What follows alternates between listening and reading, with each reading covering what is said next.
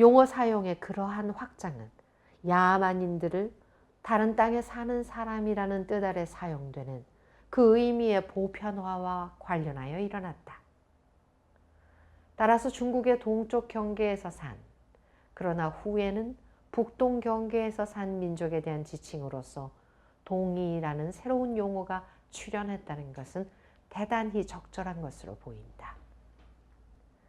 제일 먼저 동이라는 말로 부른 것은 산동반도에 사는 종족이었다. 고대 중국의 후국들, 주로 제에 의한 산동 종족의 정벌 후 요서와 요하유역, 즉 남만주에 살던 민족들이 동이라는 명칭으로 불리게 됐다. 이와 반대의 것으로서는 엠베 끄유코프의 주장이 있는데, 그 주장이란 남만주의 민족에 관련하여 동이라는 용어로 바꿔 쓰게 된 것은 다만 중국인들이 인류 주거지의 사극형을 유지하기 위한 노력으로 그리 된 것이며, 따라서 기원전 6세기와 4세기 사이의 문헌에 나오는 동이와 후한서에서 나오는 동이와는 전혀 관계가 없다는 것이다.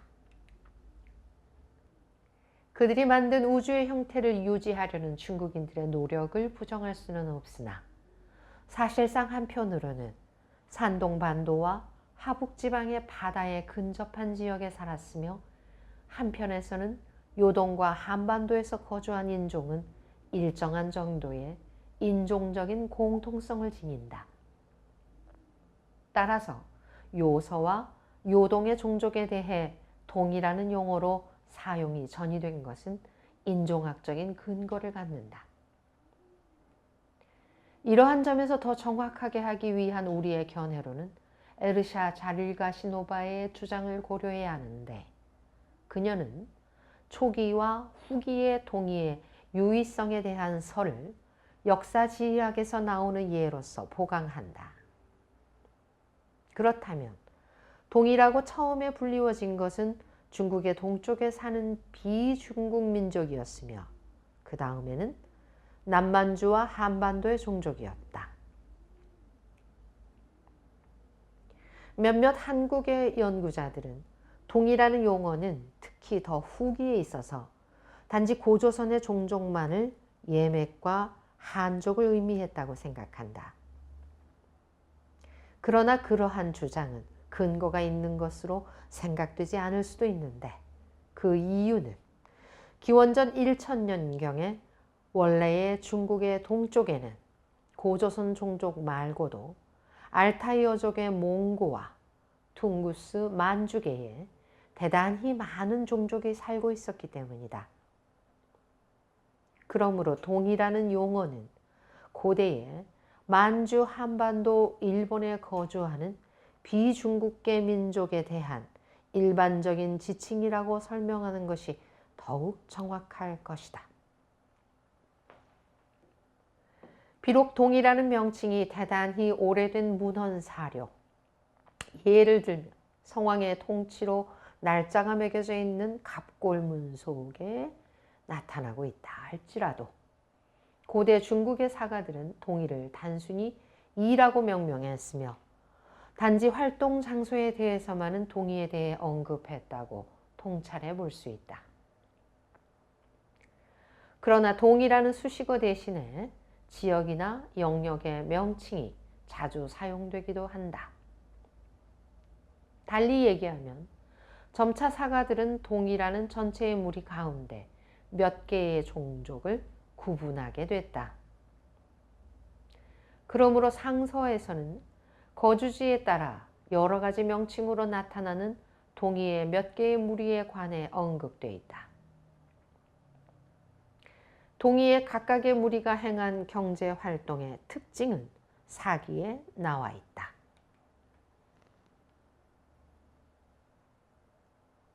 이 민족들은 통상 동해에서 멀지 않은 강한 지역에 거주했으며, 또한 그들의 땅은 만리장성의 동쪽 변경에서부터 그 하구에 있는 양자강의 왼쪽 강가에까지 거의 연속적인 지대를 이루면서 맞닿아 있었다.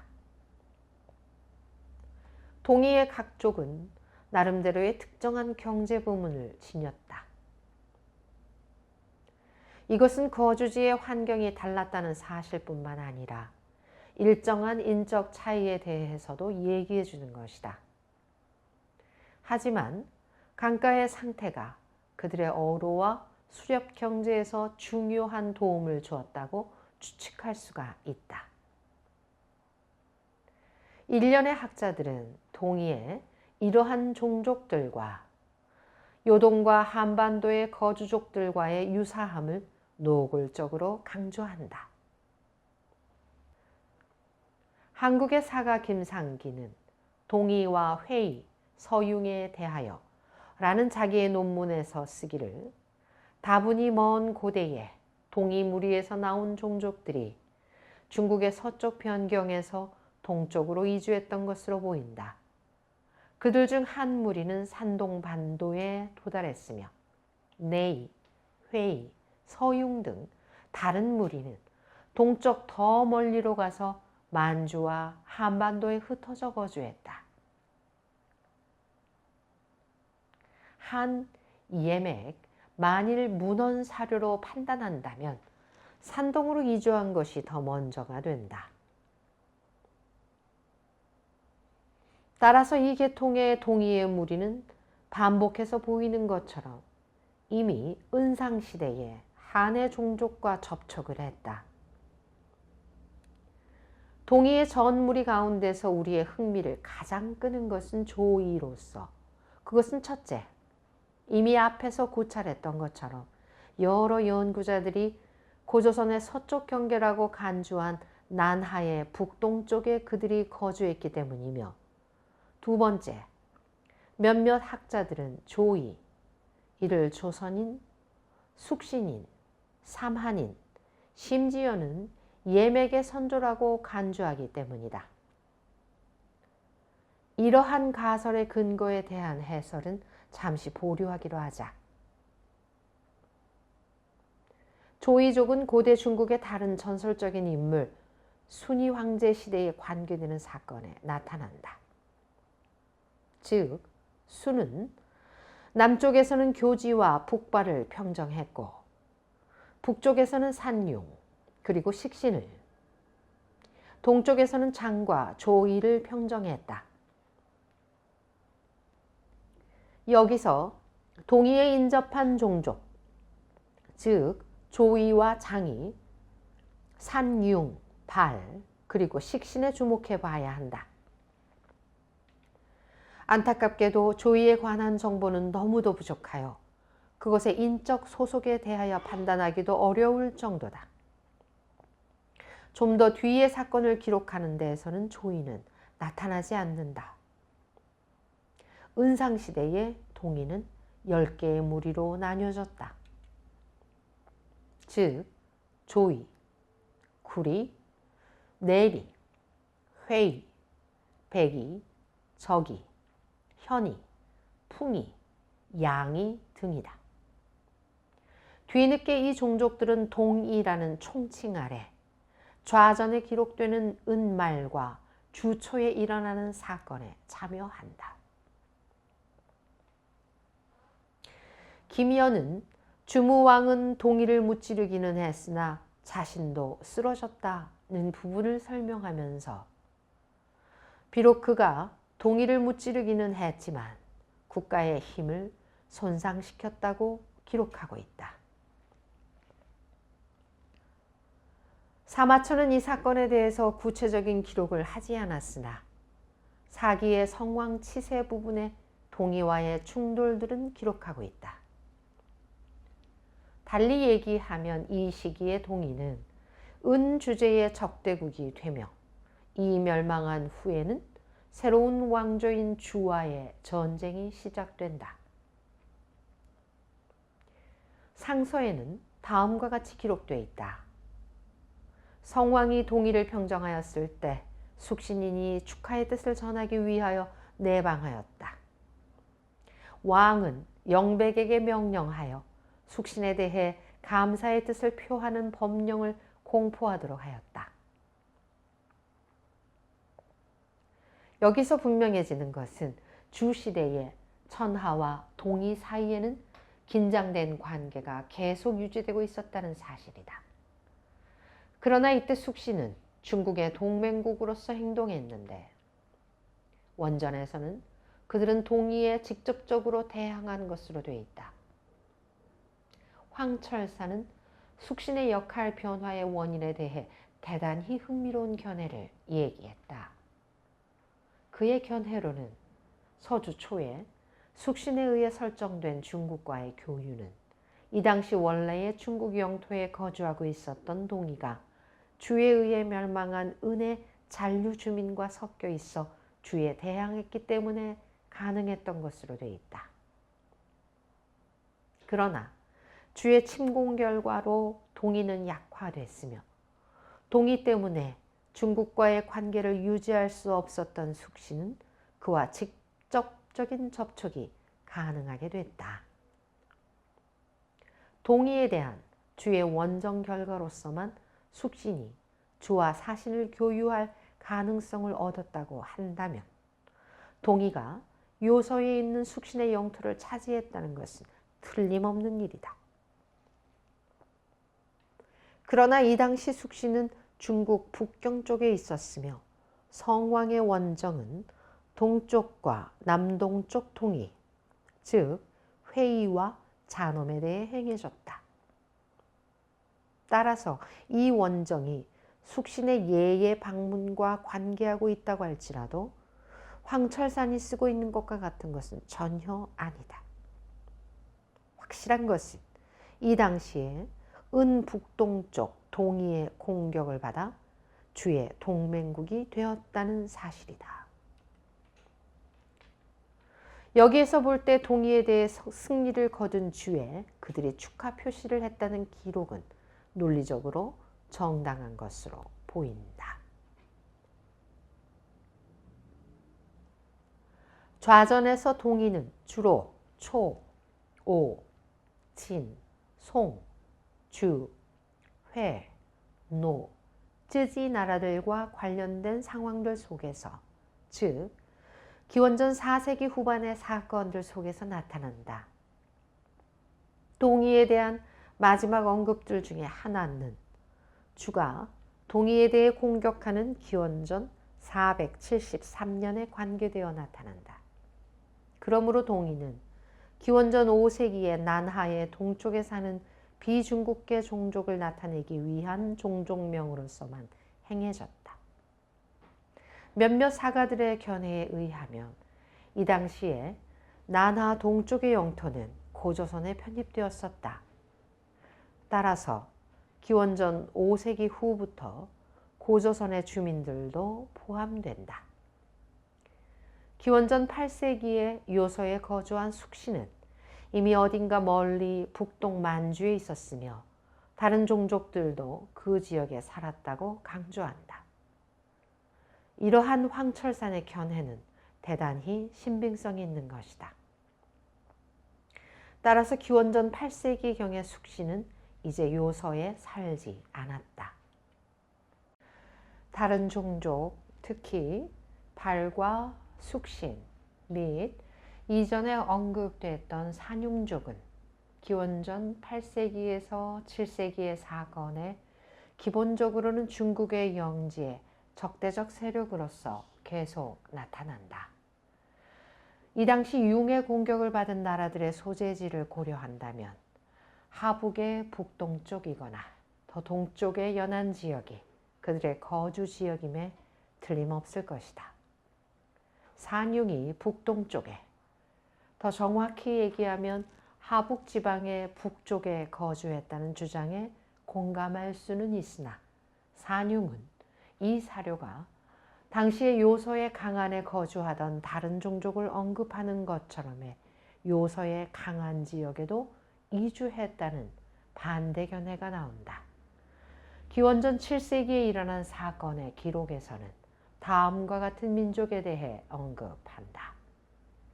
사기, 환공은 연을 구했고 산융을 격파했으며 공출에까지 이르렀다.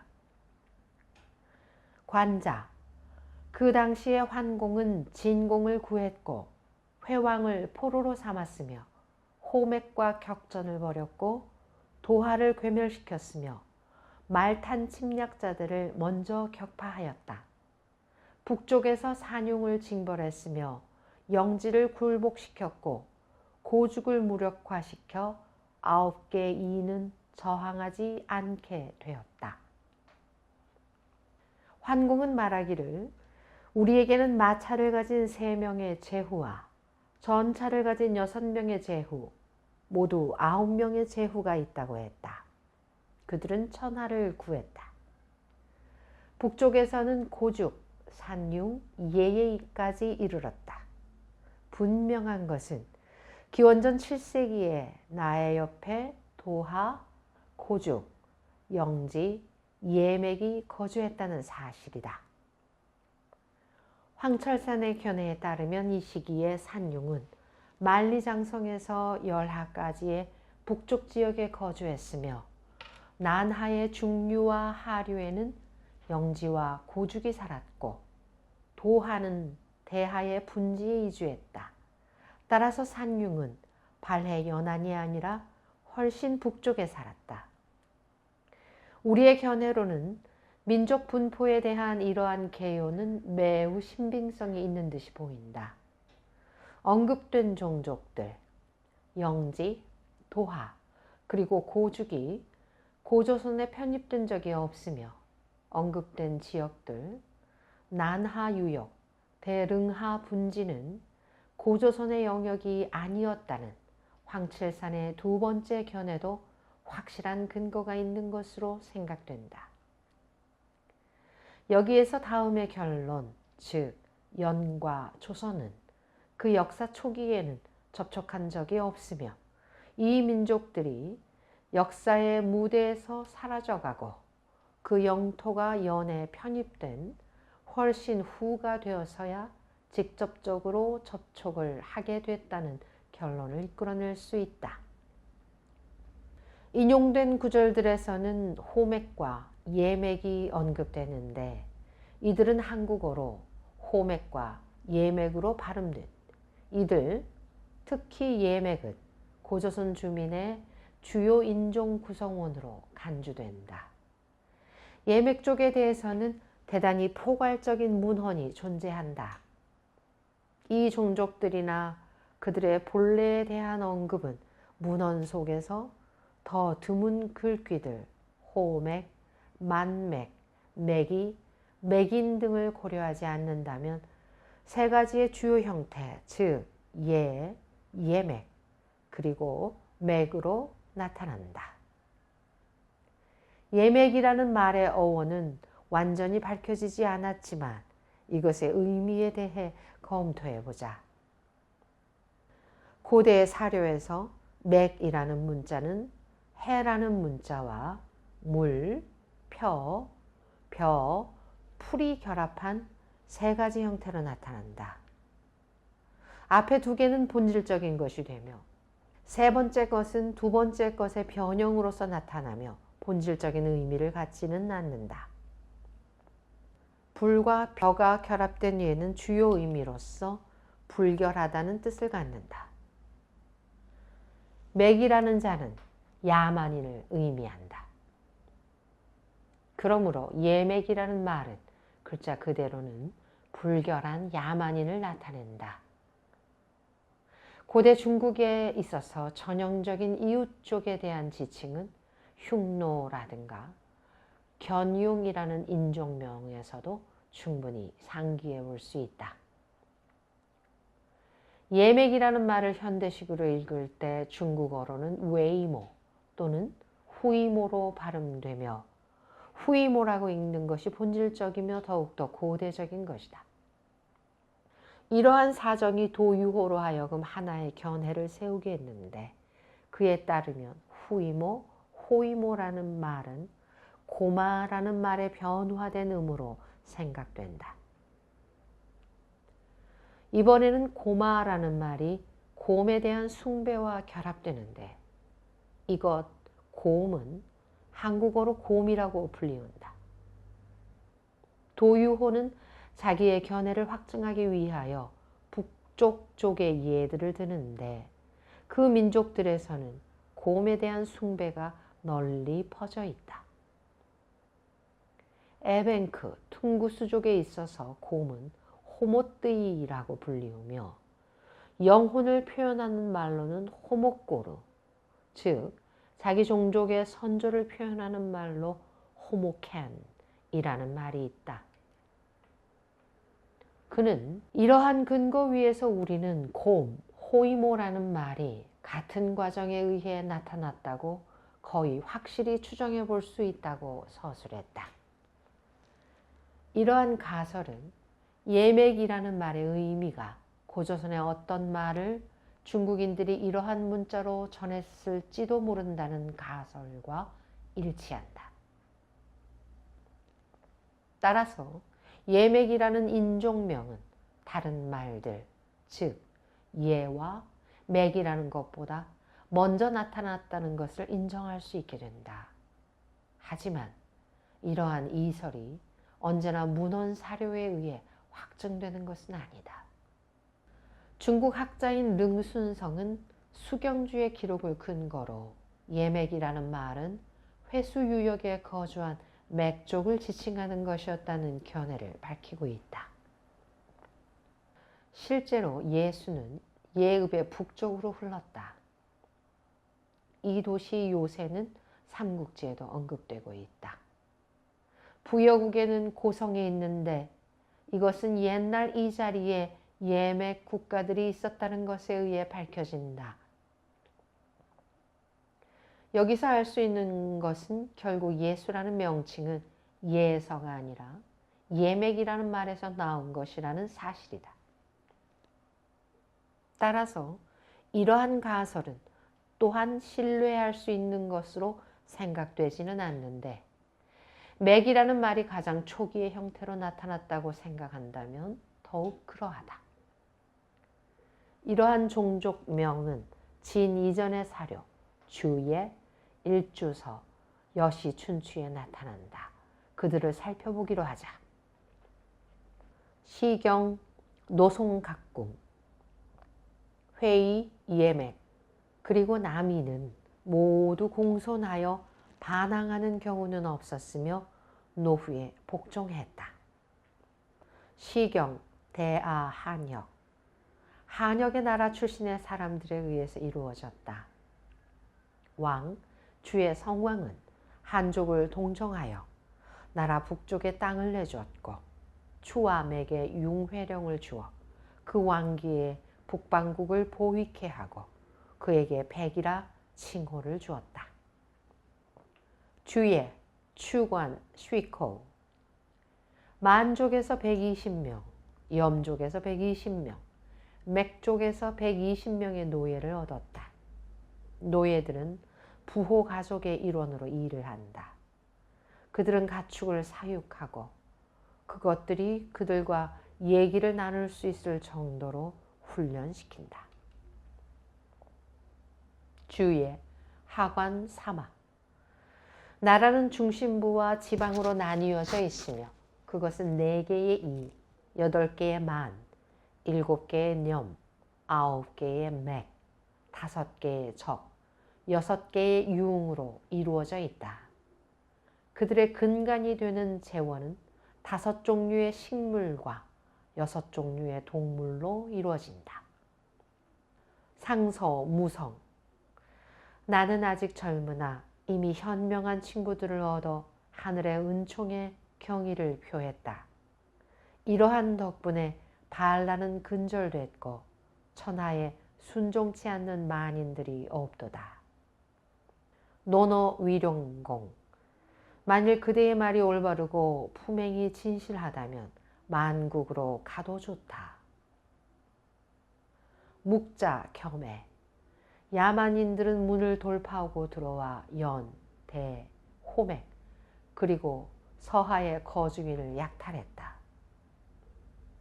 맹자, 고자장구, 하. 백규는 말했다.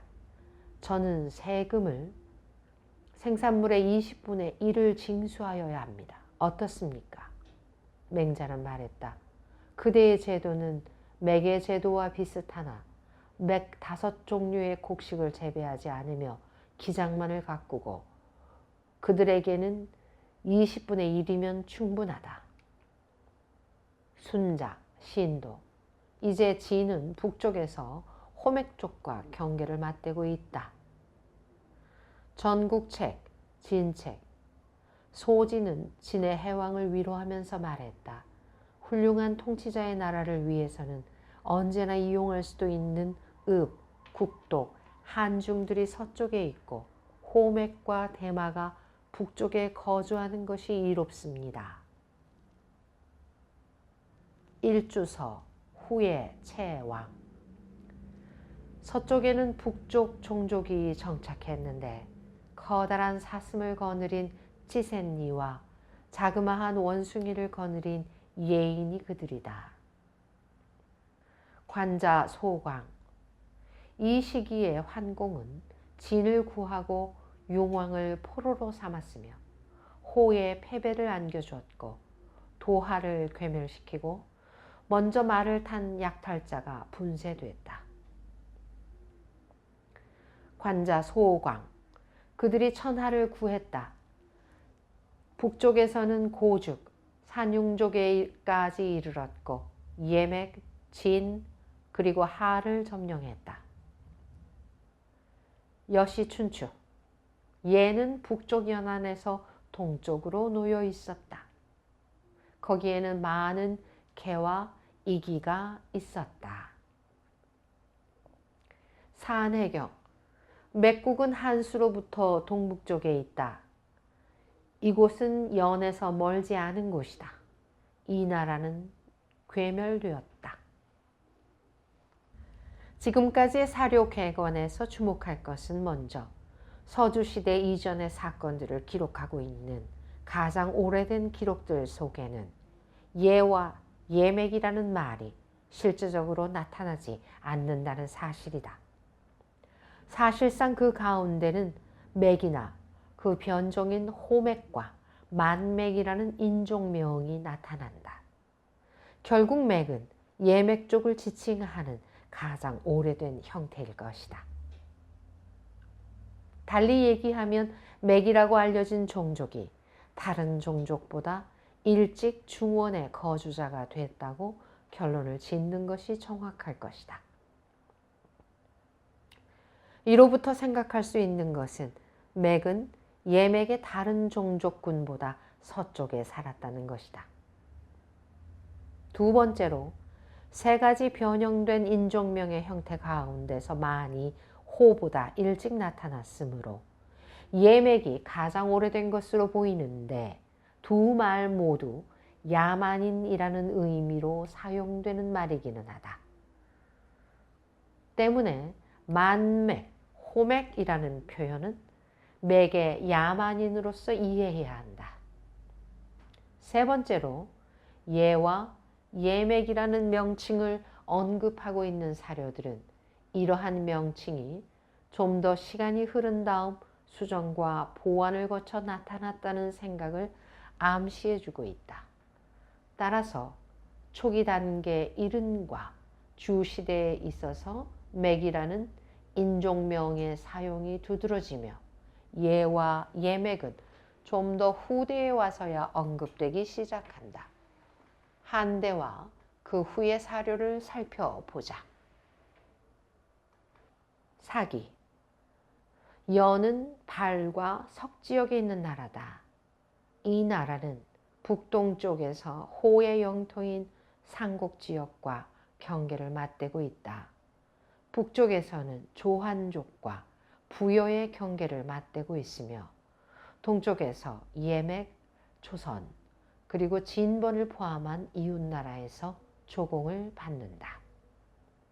수상이 된 이사는 30년 이상 민중을 다스렸다.